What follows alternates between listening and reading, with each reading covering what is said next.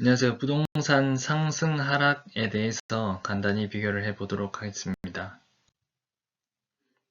먼저 부동산 관련 그런 컨텐츠는 먹구름이나 천둥 번개가 썸네일로 많이 나오는 편입니다. 마치 위기가 바로 앞에 당장 닥칠 것 같이 그렇게 위기감을 조성을 하는데요. 저는 개인적으로 이런 선동하는 스타일의 영상을 좋아하지 않습니다. 먹구름도 아니고 천둥 번개도 아니라고 생각합니다. 그래서 이 부동산 관련 영상을 올려봅니다. 특히 제가 주의하는 부분은 믿고 걸을 수 있는 그 판별하는 방법을 생각해 보자면 엘리엇 파동 아니다. 이미 실패한 것으로 판명난 그러한 어설픈 논리를 가지고 와서 마치 엘리엇 파동상 뭔가 미래에 당장 일이 벌어질 것처럼 이렇게 설명하는 것 틀렸다고 생각하고요. 두 번째 퍼펙트 스톰 마찬가지 이야기가 되겠습니다. 그러면 조금은 차분하게 이 부동산의 상승론과 하락론을 비교해 보도록 하겠습니다. 정리를 시작합니다. 거시경제 측면입니다. 먼저 금리에 대한 부분입니다. 상승을 주장하는 경우에는 금리 인하에 대한 기대감을 얘기를 합니다. 이렇게 미국 기준금리가 낮아질 것으로 기대가 되면서 한국도 기준금리가 낮아지는 추세에 있다라는 부분이고요. 두 번째는 금리가 마치 낮아질 것으로 기대를 해왔지만 이 최근에는 금리의 방향에 대해서 채권 시장이 좀 다르게 생각한다라는 부분입니다. 트럼프로 인해서 이렇게 한국에서도 미국으로 이렇게 미국에서 생산하는 제조업을 육성하기 위한 그런 자본들이 빠져나가다 보니 한국의 유동성이 미국으로 이전된다. 그래서 생각보다 금리의 하락이 빠르지 않을 것이다 라는 측면입니다. 두 번째, 유동성입니다. 상승론은 유동성이 더 많이 늘면 이러한 상승에 대한 필요한 자금에 대한 여력을 다 소화를 해낸다라는 측면이고요. 작년 기준으로 10억 원 이상의 현금을 보유한 사람이 전국에 45만 명, 서울에만 35만 명이 된다고 합니다. 최근에는 추가로 코스피가 약 4,200까지 올라가면서 이렇게 부동산에 대한 투자에서 성공한 사례가 이게 부동산에 대한 투자 여력을 더 뒷받침해 주는 것이 아닌가라는 조금 상승을 더 보강하는 그런 측면이 있습니다. 반대로 하락은 신축 대잔지가 늘어나게 되면은 유동성을 흡수를 하게 되고 그래서 상대적으로 구축에 투입될 여력이 줄어들어서 구축이 약해진다라는 부분이고요. 시간을 두고서는 현재의 흐름상 당연히 부동산이 위축된다라는 부분 뒤에서 다뤄보겠습니다. 다음은 거시경제의 세 번째 측면으로는 풍선효과입니다. 풍선효과는 가장 자주 언급되는 부분인데 풍선효과가 현재에도 번지는 중이다. 이번 토지거래 허가구역에서 대상에서 제외된 경기도의 구리나 동탄 이런 곳들이 있고 그리고 대출 규제 영향을 받지 않는 경매에 있어서 낙찰률이 상승되고 있다. 100% 이상으로 올라가고 있다라는 그런 뉴스가 나옵니다. 반면에 하락으로는 풍선 효과도 눈높이상 한계가 있다는 거죠. 핵심지 신축을 원하는 그런 눈높이가 과연 주변 지역의 구축으로 갈 수 있는가? 이게 낮아질 수는 없다. 낮아지진 않는다라는 측면이고요. 다음은 거시경제 다음으로 밸류에이션입니다. 먼저 상승은 명품 주거단지로 인정받은 곳은 계속해서 상승한다라는 측면이고요. 간단합니다. 반면에 하락은 서울 아파트는 늘 비쌌는데 특히나 지금이 더 비싸다는 의견입니다.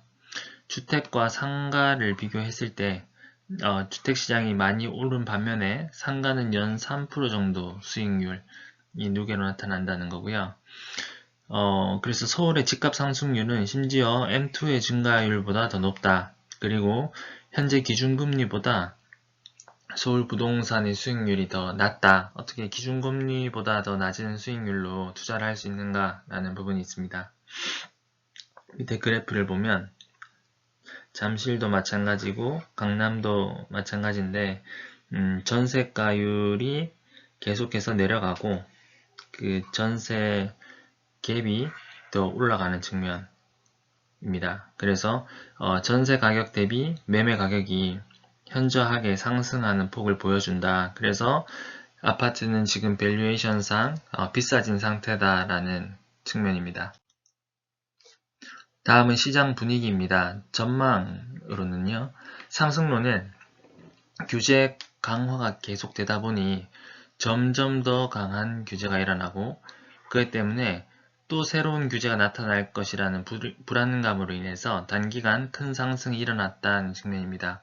그리고 앞으로도 거래량은 더 줄어들고 적어지겠지만 가격은 계속해서 올라갈 것이라는 의견입니다.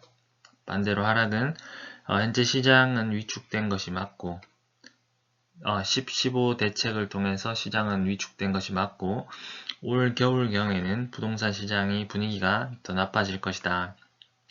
현재의 약간의 상승의 움직임은 이 분위기가 나빠지기 전까지 각종 비난, 비아냥, 인정하지 않음, 그리고 그동안 계속되어 온 흐름에 대한 관성으로 움직이는 것이다 라는 의견입니다.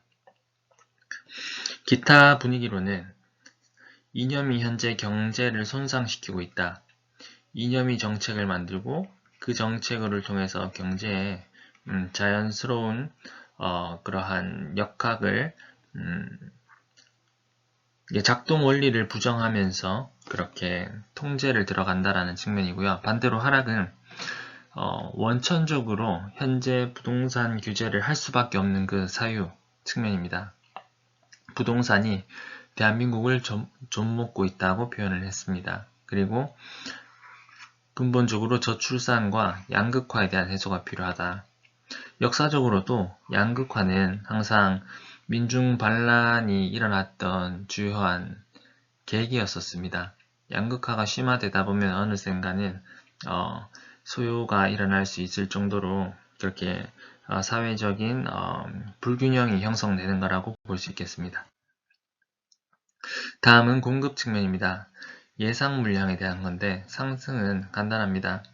2026년에도 입주 물량은 제한적이다 라는 겁니다.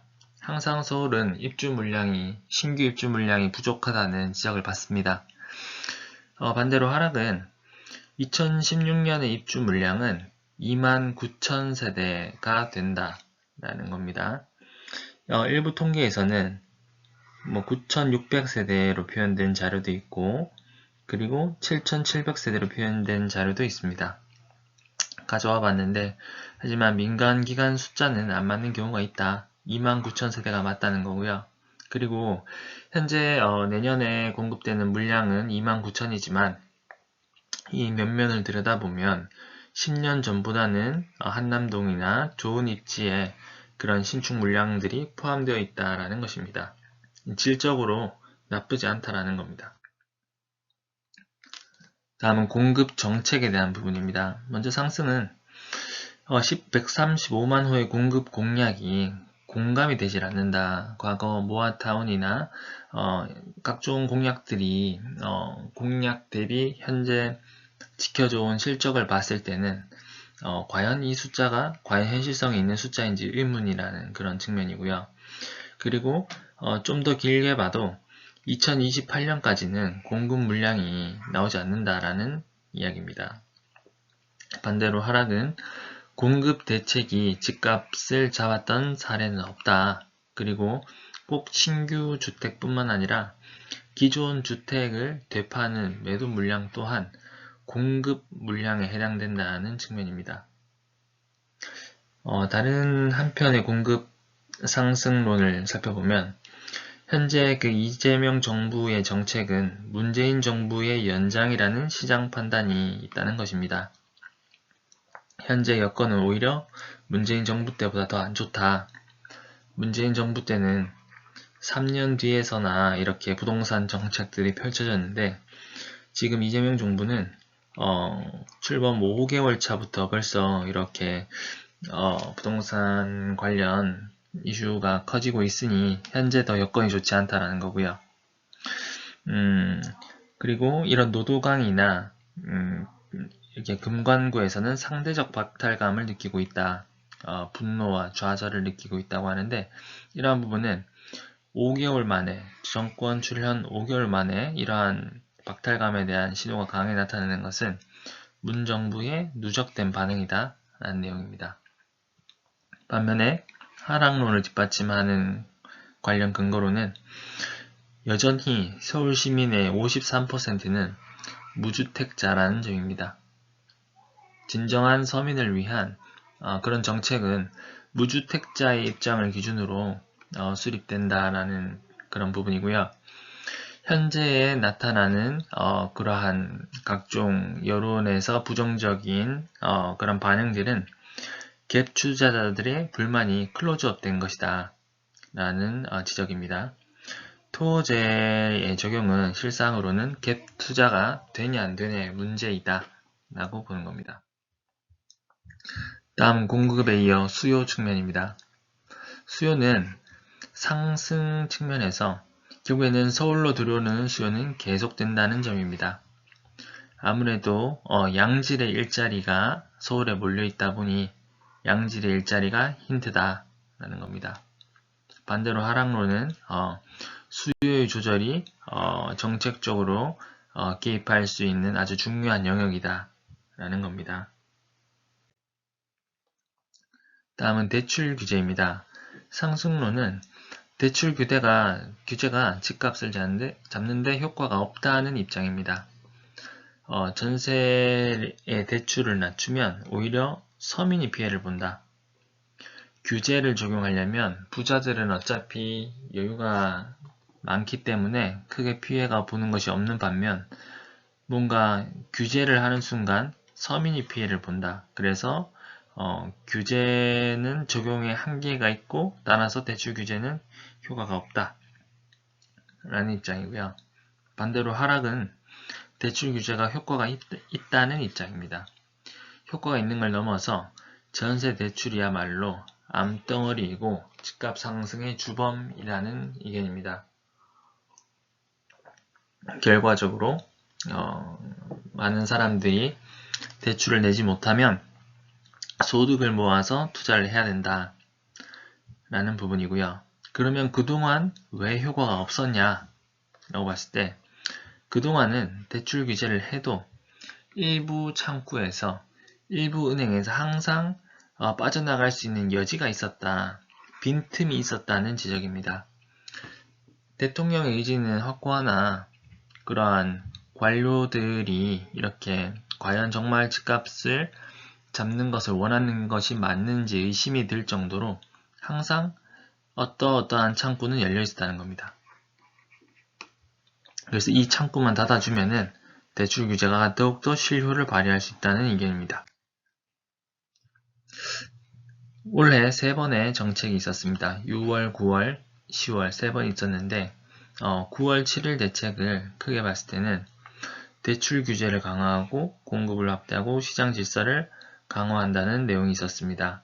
근데 상승에 대한 입장은 맛배기로 이렇게 대책을 했는데 처음에는 잘한 거네라고 스스로 평가를 하다가 한 달 뒤에 상승 신호가 나왔습니다.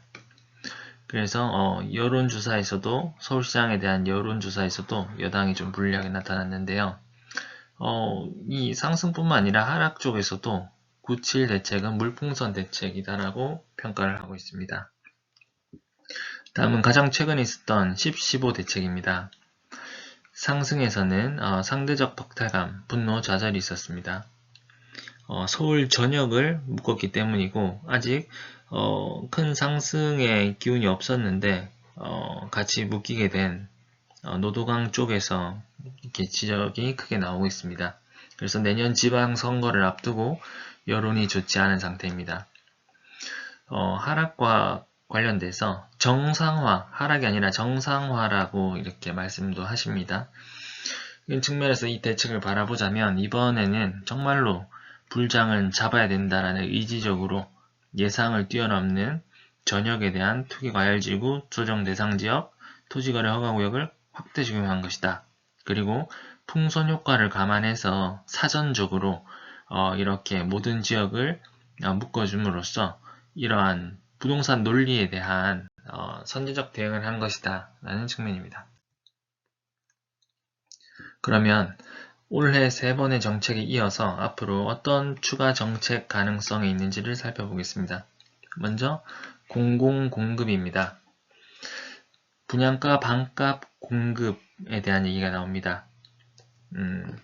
시행 단계에서의 마진율을 줄여서 그 부분을 낮은 분양가로 일반인에게 분양을 한다는 건데,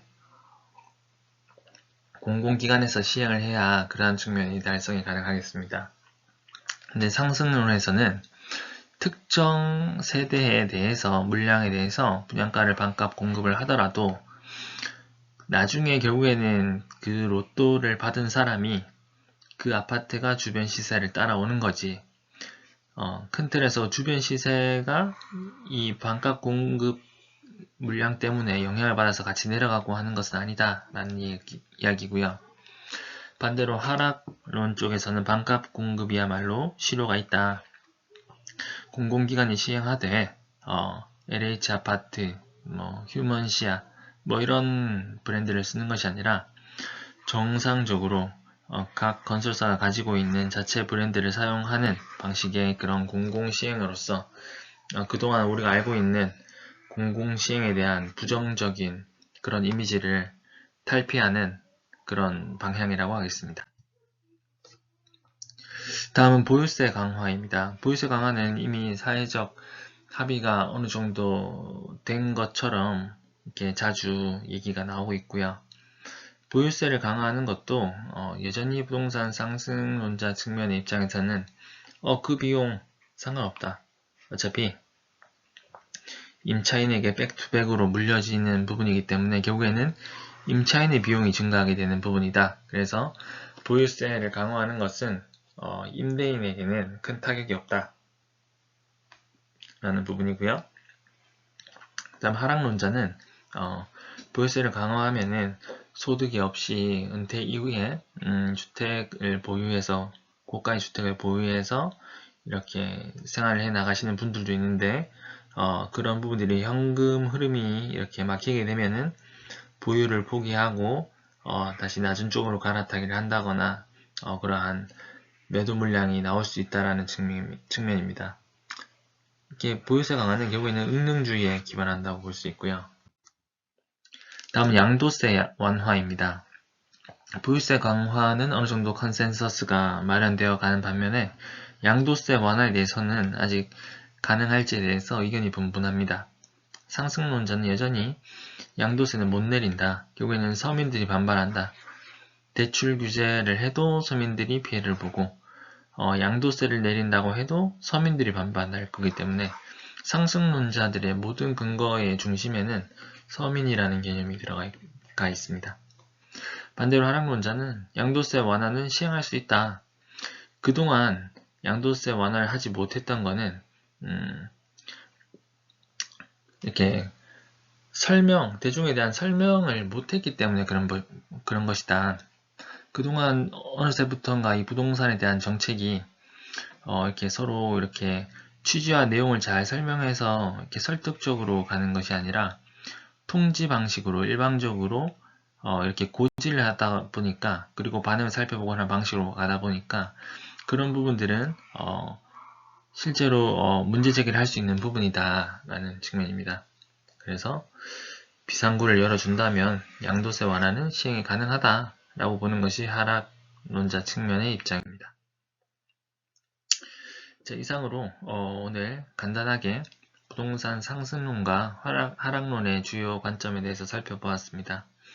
오늘 살펴본 리스트는, 그 틀은 한번 이렇게 설명하고 그치는 것이 아니라 앞으로 시간을 두고 계속해서 어떻게 경과가 달라지는지 흘러가는지를 지켜보고자 합니다. 부동산 관련 컨텐츠가 요즘 많이 올라오는데 마치 재밌는 토론이 되고 나면은 그것으로서 의미가 있었다는 듯이 뭔가 크게 남는 것 없이, 머릿속에 각인되는 것 없이 이렇게 컨텐츠 소비 측면에서 많은 얘기가 오가는 것 같습니다. 그 중에서 내용들을 뽑아서 핵심 이슈들을 살펴보고 한 줄 한 줄 문구 하나하나 바뀌어가는 그 과정을 앞으로 지켜보도록 하겠습니다. 네, 이상입니다.